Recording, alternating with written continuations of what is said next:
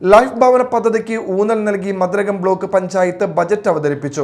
ഈ മേഖലയ്ക്കായി 3 കോടി രൂപ വകയിരുത്തിയിട്ടുണ്ട്. വനിതാ കർഷകർക്കുള്ള പുഷ്പകൃഷിക്കും ചെറുധാന്യ കൃഷിക്കും പ്രത്യേക പരിഗണന നൽകിയിട്ടുണ്ട്.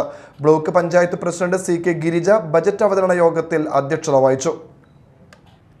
42,46,56,463 രൂപ വരവും 41,22,58,200 രൂപ ചെലവും 1,23,98,263 രൂപ വെച്ചവും പ്രതീക്ഷിക്കുന്ന ബജറ്റാണ് വൈസ് പ്രസിഡന്റ് CS സലീഷ് അവതരിപ്പിച്ചത്. ലൈഫ് ഭവന നിർമ്മാണ പദ്ധതിക്ക് ഊന്നൽ നൽകിയിട്ടുള്ള ബജറ്റിൽ ഈ മേഖലയ്ക്കായി 3 കോടി രൂപ വകയിരുത്തിയിട്ടുണ്ട്. പൊതുമരാമത്ത് മേഖലയ്ക്കായി 2.71 കോടി രൂപയും ആരോഗ്യ മേഖലയ്ക്കായി 54 ലക്ഷം രൂപയും പട്ടികജാതി വികസനത്തിനായി 1.89 കോടി രൂപയും വകയിരുത്തിയിട്ടുണ്ട്. കാർഷിക മേഖലയ്ക്കായി 19 ലക്ഷം രൂപയും ഭിന്നശേഷിക്കാരുടെ ഉന്നമനത്തിനായി 46 ലക്ഷം രൂപയും വകയിരുത്തി.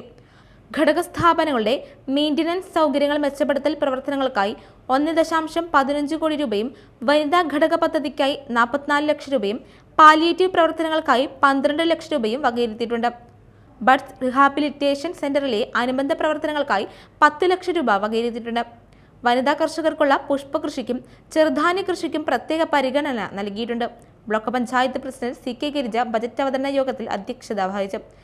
ബ്ലോക്ക് പഞ്ചായത്ത് സ്ഥിരം സമിതി അധ്യക്ഷന്മാരായ Sheeja Babu, KA Hasfal, KK Varasamma, block panchayat അംഗങ്ങളായ KA Karim, Mini Shaji, Naumi Prasad, RK Baby, Shobhana Sharngadharan, Hafsa Hufoor, Monisha Lijin, Naushad Karukappadath, VS Jinesh, block panchayat secretary K Madhuraj, joint BDO Ambrose Michael, നിർവഹണ ഉദ്യോഗസ്ഥർ, മാധ്യമപ്രവർത്തകർ, ഉദ്യോഗസ്ഥർ എന്നിവർ സംബന്ധിച്ചു.